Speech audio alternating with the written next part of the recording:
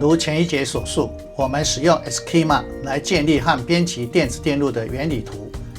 以提供 PCB 编辑器使用的所有必要资讯。在这一节，让我们先来认识原理图设计环境。至于要如何绘制原理图，则在下一章介绍。在工程管理视窗，单击原理图编辑器按钮，开启原理图设计视窗。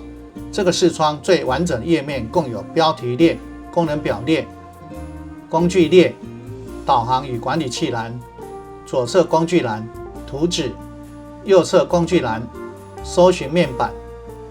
讯息与状态列等9个区域。若要增加图纸的空间，可关闭导航与管理器栏以及搜寻面板。接着让我们来认识各个区域的内容。一、标题列，左边显示档案名称，右边则有最小化、最大化或还原及关闭等按钮。二、功能表列，分别有档案、编辑、检视、放置、检查、工具、偏好设定、帮助等8个下拉式功能表。每一个功能表下的命令左侧都会有一个按钮图示，这个图示就相当于该命令的功能。右侧则是执行该命令的快捷键，若有大于符号，则表示此命令可拉出次功能表。KiCad 会将常用的功能按钮分类排列在工具列、左侧工具栏及右侧工具栏中，以方便原理图绘制时使用。为了让你有通盘的认识，我们整理了原理图设计视窗的8个功能表，如图所示。这是前面4个，这是后面4个功能表内容。除了快捷键之外， KiCad 还可以单击滑鼠右键使用快衔选单。例如，这是在图纸单击右键的快衔选单，若有大于符号，则表示此命令可拉出次功能表。又例如，这是在连线上面单击右键的快衔选单，这是在连键符号上面单击右键的快衔选单。KiCad 会根据不同的物件出现不同的快衔选单，建议您在编辑原理图时善加利用。3、工具列，这是将档案、编辑、检视、检查与工具等功能表中的常用命令排列在此，从左到右共有34个按钮，分别为储存、原理图设定、图框设定、列印、绘制、贴上、撤销、重做、查询和替换、重新整理、放大、缩小、缩放以适应、缩放至物件、缩放至选区大小、向后导航、向上导航、向前导航、逆时针旋转、顺时针旋转、上下方转、左右翻转、符号编辑器、浏览符号库、封装编辑器、批注原理图、电气规则检查、SPICE 电路模拟、关联封装、编辑符号栏位、生成泵表、切换到 PCB 编辑器、显示 Python 指令码控制台。4、导航与管理器栏，从上到下分别有分层导航器、属性管理器、网络导航器。分层导航器是用来显示原理图层次的结构，例如目前显示的是 PickProgrammer 原理图的层次结构，共有2页，第一页为根原理图，档名即为 PickProgrammer， 第2页为子原理图，档名为 PickSarkis。若是要切换在图纸显示的原理图，可以单击分页名称，或单击导航按钮来达成。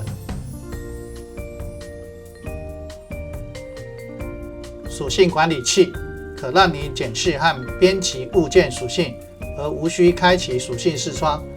例如单击元件符号，或是单击连线，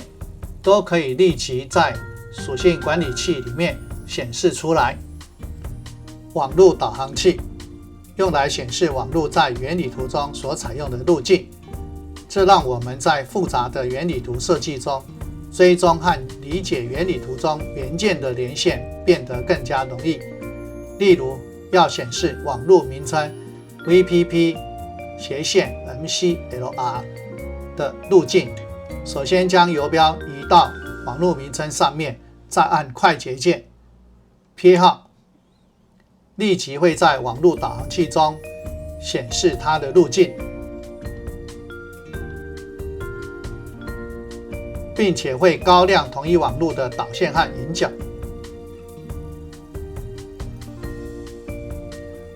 若要取消显示，按快捷键波浪号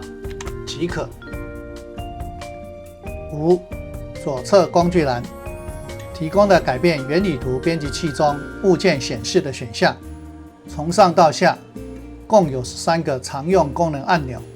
分别为显示或隐藏网格。除了控制显示或隐藏网格之外，在此按钮单击右键可编辑网格。再接着是启用或停用覆盖网格。启用覆盖网格将允许在执行移动或放置物件等操作时强制使用特定网格，而无需每次都手动调整。再接着是使用英寸作为单位，使用米尔作为单位，使用 millimeter 作为单位，切换全屏十字游标，切换是否显示隐藏的引脚，任意角度绘制和拖动，水平或垂直绘制和拖动，水平、垂直或45度角绘制和拖动，启用或停用自动批注原理图，显示或隐藏分层导航器，显示或隐藏属性管理器。另外要特别注意，左侧工具栏里面有分层导航器以及属性管理器的切换显示与否的快速按钮，但是网路导航器并没有这个快速按钮。当我们把网路导航器关闭之后，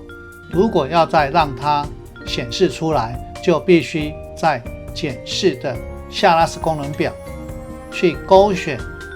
显示网路导航器这个地方，它才会显示出来。6. 图纸，这是建立与编辑原理图的地方，在此您可以缩放和平移原理图的不同部分，并且开启设计中的任何原理图页面。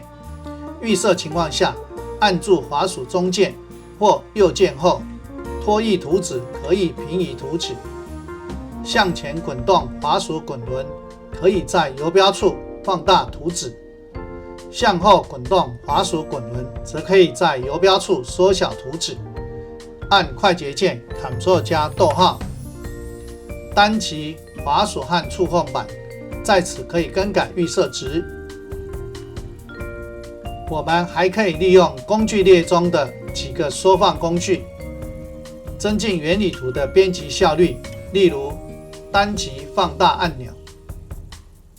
单击缩小按钮、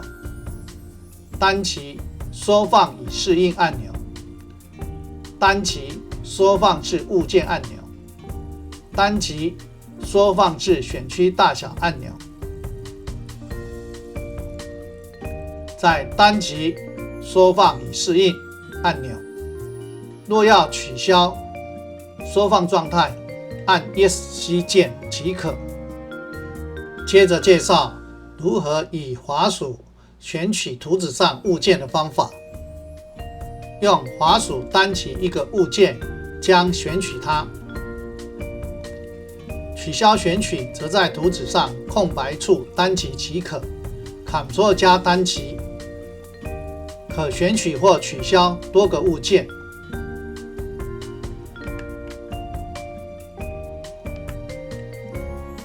单击长按，从出现的快捷选单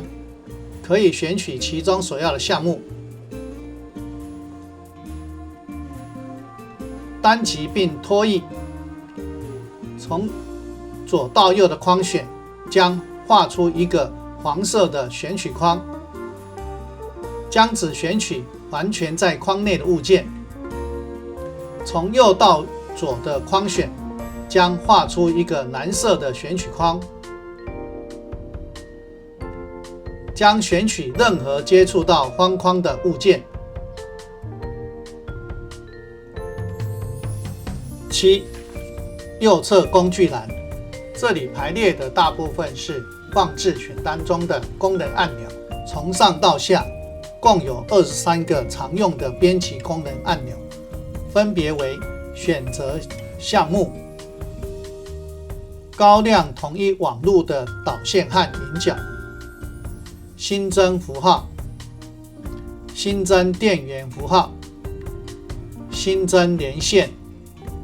新增汇流排、新增导线入口到汇流排、新增无连线标志、新增节点、新增网路标签、新增网路类指令标签、新增全域性标签、新增一个分层标签、